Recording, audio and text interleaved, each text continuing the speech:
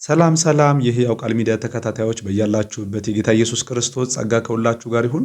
ወንድማችሁ ዮናስ በድሉ ነኝ። ዛሬም እንደተለመደው በአዳዲስና በአጫጭር አስተማሪ ቪዲዮዎች ወደ እናንተ መጥቻለሁ። ለዚህ ቻናል አዲስ ሆናችሁ ሰብስክራይብ፣ ሼር በማድረግ እንዲሁም ደግሞ ይህን ቪዲዮ ላይክ በማድረግ እንድትመለከቱት በጌታ ፍቅር ጠይቃለሁ። እስከ ፕሮግራሜ ፍጻሜ ድረስ አብራችሁኝ ቆዩ። መልካም ቆይታ። አንድ ጊዜ አሜሪካ ሆነን ዋሽንግተን ኮንፈረንስ ላይ ከባለቤቴ ጋር ከኮንፈረንስ ማታ መሽቶ ማለት ነው ራት ብዙ ስለሌለ አይ በቃ ዝም ብለን ትንሽ ነገር በልተን እንተኛለን ብለን ወደ ሆቴላችን ስንገባ ማንጎ ስለምትወድ ስለነበረ ሚስቴ ይዘን ገባን ማለት ነው። ይዘን ገባን። ማታ በጣም ኳሊቲ ነው ተብሎ ከሱፐር ማርኬት የገዛ ነው። ካርቶኑ አስደናቂ ማንጎ ያለው ካርቶኑ አንስተ ብላኝ ይላል። ስለቃ ፐርፌክት ማንጎ ነውና ማንጎ ጁስ እና ማንጎ አለው ፒክቸር መሀሉ ላይ እንጣጣን የሆነ ሌላ የሚቀመስ ነገር ነበር። ተኛን። የተረፈውን ፍሪጅ ውስጥ አደረግን። ከዛ በጠዋት ተነስቼ እኔ ትንሽ ሞርሞር አድርጎኝ ስለነበረ በጠዋት ተነስቼ ትንሽ የተረፈችውን ቀርቼ ጠጣው። ግን ጊዜ ስለነበረኝ ካርቶኑን ጠጋ አድርጌ ማንበብ ጀመርኩ ማለት ነው።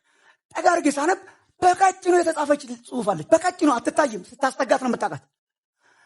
25% ማንጎ ይላል። 25% ማንጎ። ሌላው ምንድን ነው ይዘረዝርልሃል። ሲትረስ እና 25% ስለያዘ ነው ማንጎ ጁስ በስዕል የምታምታታኝ።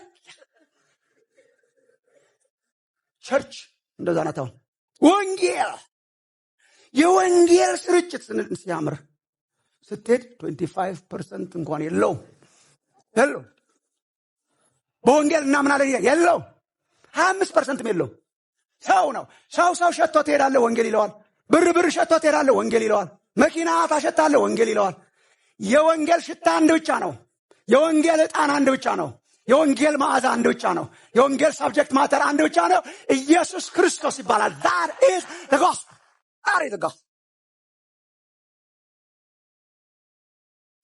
በካርቶን ስዕል ሽፋን አትታለሉ ፕሊዝ።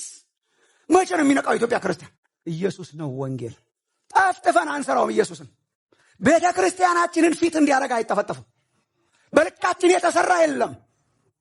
በልካችን የተሰራ ወንጌል የለም። ቴለር ሜድ የለም። ትለብሳለህ አትለብስም ነው እንጂ ኢየሱስን በልክህ አይስተካከልም። ለዘመናዊው ሰው አይስተካከልም። ለሀብታሞች አይስተካከልም። ለድሆችም አይስተካከልም። ለፖለቲከኞች አይስተካከልም። ለተራው ህዝብ አይስተካከልም። አንድ ነው ኢየሱስ። ፎርሙ አንድ ነው። ስለሆነስ አንደኛ ቆሮንቶስ ምዕራፍ 1 ቁጥር 22 እስከ 23 መቼም አይሁድ ምልክትን ይለምናሉ፣ የግሪክ ሰዎችም ጥበብን ይሻሉ፣ እኛ ግን የተሰቀለውን ክርስቶስን እንሰብካለን። አለቀ። የሚፈልጉት ሌላ ነው። ክርስቶስን እንሰብካለን። ክርስቶስ የወንጌል ማዕከል ነው። ወንድሞች ሆይ የሰበኩላችሁን ደግሞም የተቀበላችሁትን በእርሱም ደግሞ የቆማችሁበትን በእርሱም ደግሞ የምትድኑበትን ወንጌል አሳስባችኋለሁ። ዋዴዚት በከንቱ ካላመናችሁ በቀር ብታስቡት በምን ቃል እንደተሰበኩላችሁ አሳስባችኋለሁ። ቁጥር 3 እኔ ደግሞ የተቀበልኩትን ከሁሉ በፊት አሳልፌ የሰጠኋችሁ እንዲህ ብዬ መጽሐፍ እንደሚል ክርስቶስ ስለ ኃጢአታችን ሞተ፣ ተቀበረም፣ መጽሐፍ እንደሚል በሶስተኛው ቀን ተነሳ። ጎስፐል የዳናችሁበት ወንጌል ይሄ ነው። ኢየሱስ ከሌለበት ወንጌል አማኝነት እግዚአብሔር ይጠብቃችሁ። ወንጌላውያን አሉ፣ ክራይስት የለም።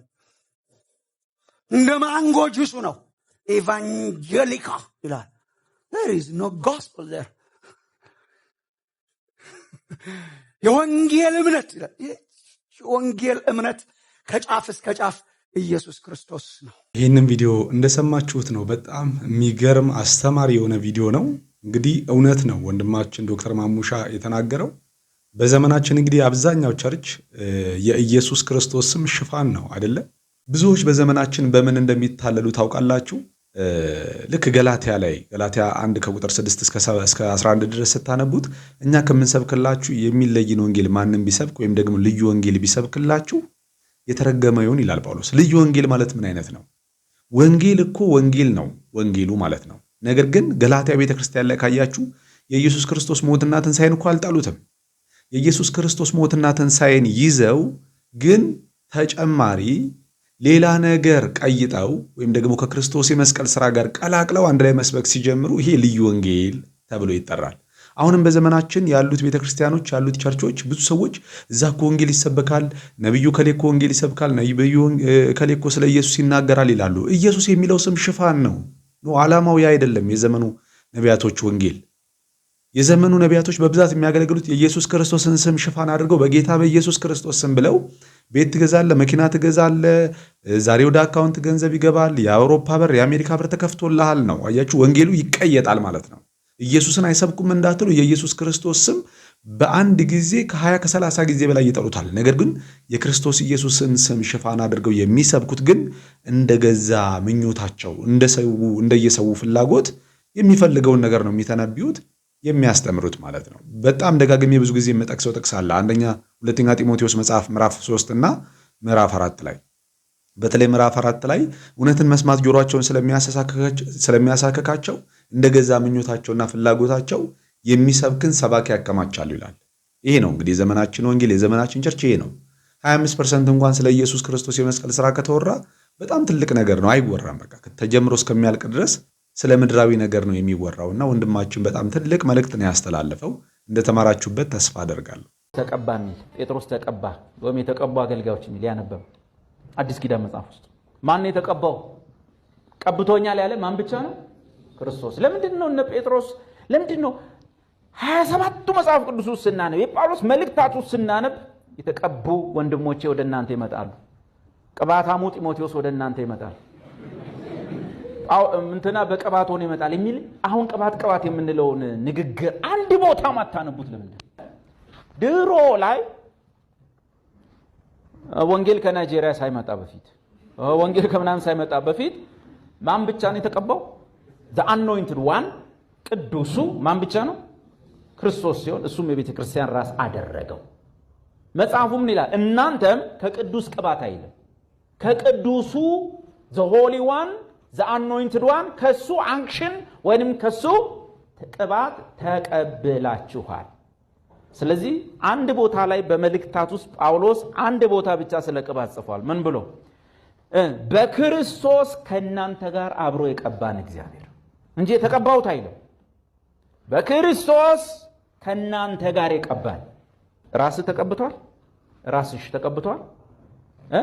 ክርስቶስ ቅቡ ነው፣ ተቀብቷል። ክርስቶስ አለን፣ ተቀብቷል። እሺ እኔ ከተቀባሁ በሉ 2000 ዓመቴ ነው።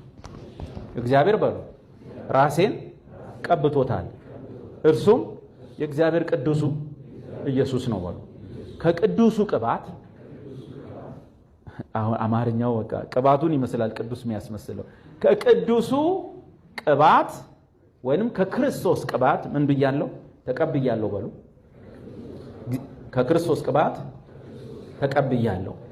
እግዚአብሔር በሉ ከክርስቶስ ጋር ቀብቶኛል እንጂ አንድ ሰው የብቻ ተነጥሎ እኔ ተቀብቻለሁ እናንተ ገና አልተቀባችሁም ካለ ምንም ከማቴዎስ እስከ ራዕይ ባለ ንባብ ይህንን መገለጥ አታገኝ፣ ይህን ትምህርት አታገኝ።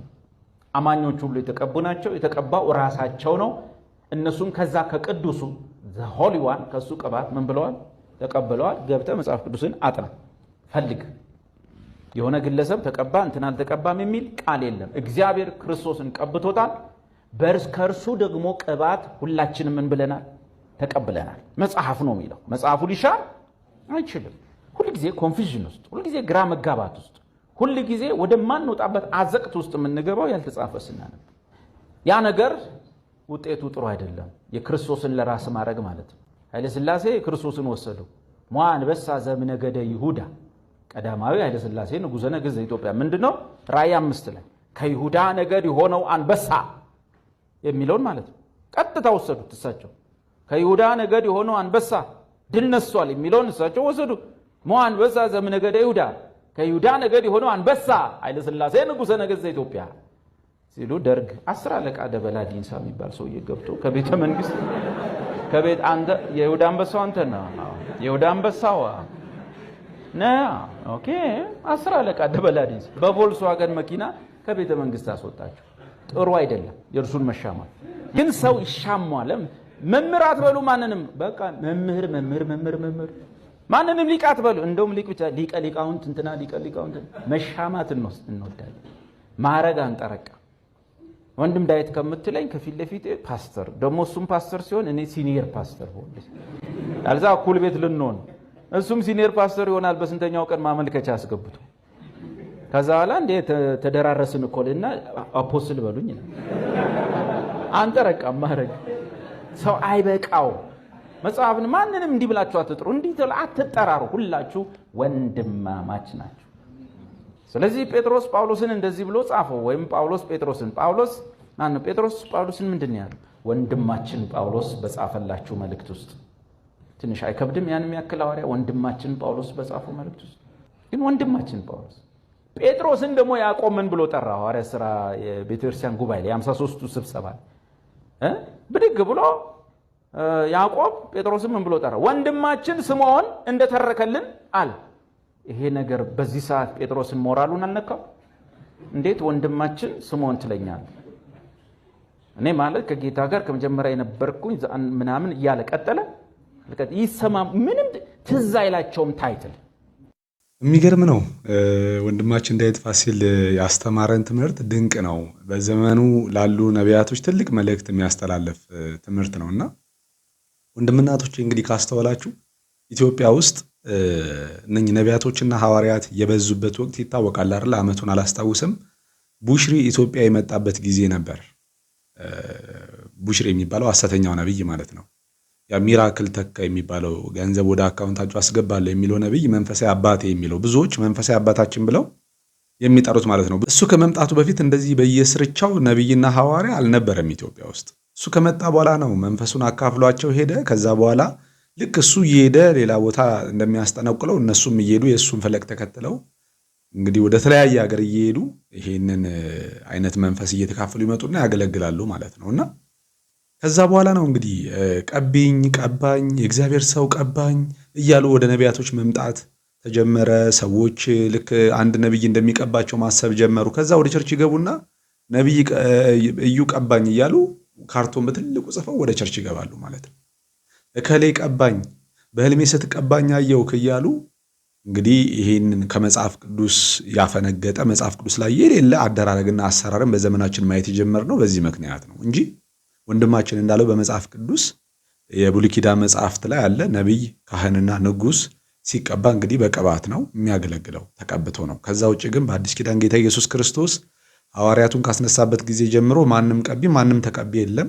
ሐዋርያው ጳውሎስ እንደተናገረው ወንድማችን በሁለተኛ ቆሮንቶስ መጽሐፍ ምዕራፍ 1 ላይ ከክርስቶስ ጋር የቀባን እኛ ነንና ይላል። ሁላችንንም ማለት ነው። አንድ ላይ ያንን ከቅዱስ ቅባት ተቀብለናል፣ ከክርስቶስ ጋር አብረን ማለት ነው። ምክንያቱም ከክርስቶስ ጋር ተቀምጠናል፣ ከክርስቶስ ጋር ከሙታን ተነስተናል፣ ከክርስቶስ ጋር ደግሞ ተሰውረናል እያልን የምናወራው እኮ ከእርሱ ጋር አብረን ተካፋዮች ስለሆነ ነው የቅባቱ ማለት ነው። ስለዚህ ይሄ ነው እውነቱ። እንግዲህ ወንድምናቶቼ እና ከሐሰተኛ ነቢያቶች ተጠንቀቁ የሚል የሁል ጊዜ መልእክቴ ነው። ተባረኩልኝ። በመጨረሻው ዘመን በድል ለመኖር ለመትረፍ ሰርቫይቭ ለማድረግ በጣም የሚያስፈልጉ ወሳኝ የሆኑ ነገሮች አሉ። ቅድም ተናግሬያለሁ። ስለ መንፈሳዊ ንቃት ነግሬያቸዋለሁ። በመጨረሻው ዘመን ትልቁ አደጋ ዲሴፕሽን ነው። ሰይጣን አታላይ ነው። ከቃል ያርቀናል፣ ከጸሎት ያርቀናል፣ ከቅድስና ያርቀናል። ከዚህ የተነሳ ከእግዚአብሔር ጋር ዲታች እንድናረግ የስልክ ሱሰኛ፣ የቲክቶክ ሱሰኛ ከአይን ሲከፈት ቲክቶክ ላይ የሙቪ ሱሰኛ ቁጭ ብሎ ሙቪ ማየት፣ ቃል ለማንበብ የሚያዛጋው ቸርች ውስጥ አንድ ሰዓት ስብከት መስማት አቅም ያጣ ትውልድ እያፈራለን ወገኖች። ለዚህ ቃል ጥናትና ዲስፕሊናችን ሊመለስ ያስፈልጋል፣ ዘመኑ እያለቀ ስለሆነ። አለዛ በግል ደረጃ ኃይለኛ ሰልፎች ሊመጡብን ይጀምራሉ። ባለፈው 21 ቀን ጾም ጸሎት ከጨረስን በኋላ ከብዙ አቅጣጫ የደረሰኝ አንድ ነገር ነው። እሱ ምንድን ነው?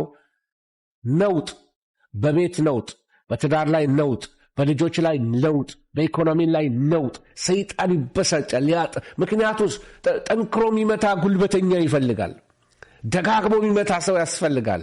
ለኮፍ አድርገነው ስለምንሄድ በደንብ መስመር ስለማናስይዘው ቶሎ ከተራራው ላይ እንወርዳለን ወገኖች ሆይ። ስለዚህ ዲሲፕሊን፣ የጸሎት ዲሲፕሊን መመለስ አለበት። የቃል ዲሲፕሊን፣ የህብረት ዲሲፕሊን፣ የአገልግሎት ዲሲፕሊን ወደ እግዚአብሔር ቤት ወደ ህይወታችሁ መመለስ አለባችሁ። ዘመኑ ክፉ ነው።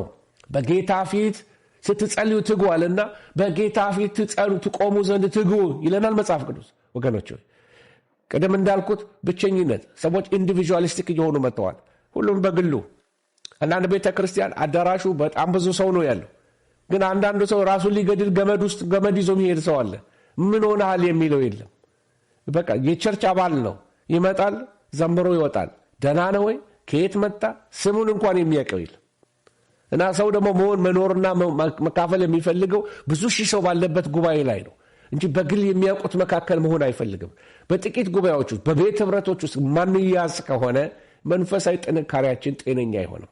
ስለዚህ በጣም ወሳኝ ነው። እሺ እንግዲህ ይህንን ቪዲዮ እንደተማራችሁበት ተስፋ አደርጋለሁ። ወንድማችን እንግዲህ በጣም መሰረታዊ የሆነ ነገር በዚህ ጊዜ የሚያስፈልገንን ምክርን የመከረን በተቻለን መጠን ተግባራዊ እንድናደርገው ወንድማዊ መልእክቴን አስተላልፋለሁ። በእኔ እምነት በየትኛውም የትንቢት መጽሐፍ ቅዱስ ጥናት ይህ ዘመን አልቋል። እኔና እናንተ ያለነው በእርግጠኝነት እዚች ጠርዝ ላይ ነው። ከየትኛውም ትውልድ ይልቅ ይሄኛው ትውልድ የጸጋው ዘመን ማብቂያ ላይ ነው። አትጠራጠሩ፣ በጌታ በደጅ ነው። አትጠራጠሩ፣ አትዘናጉ፣ ተማሩ፣ ስሩ፣ አግቡ፣ ውለዱ። ግን ማረጋግጥላችሁ ነገር ቀኒቷና ሰዓቲቱን አባት ነው የሚያውቀው፣ ግን ጌታ በደጅ። ነገሮች ሁሉ የሚያሳዩት የጌታ መምጣት፣ የቤተ ክርስቲያን መነጠቅ፣ የቤተ ክርስቲያን መወሰድ በደጅ መሆኑን ያሳያል። ዓለም ላይ የምንሰማቸው በጣም አስቀያሚ ነገሮች በበዙ ቁጥር፣ ዜናዎች በበዙ ቁጥር፣ ኢየሱስን የሚያንቋሽሹ የሚያጠላሉ ነገሮች በበዙ ቁጥር በአንድ ጎን ብናዝንም በአንድ ጎን ግን እነሆ ቤዛችን ቀርቧል ማለት ነው። የቤተ ክርስቲያን መሄጃዋ ከየትኛውም ዘመን ይልቅ ቀርቧል ማለት ነው። መነጠቂያ ጊዜው ቀርቧል። ብናምን ባናምን እነሆ ጌታ በደጅ ሚስቱን፣ ሙሽራይቱን፣ አካሉን ቤተ ክርስቲያንን ይወስዳል። በእርግጠኝነት እዚህ ገደማንን ያለነው። ከፊታችን የምን በዓል ይመጣል?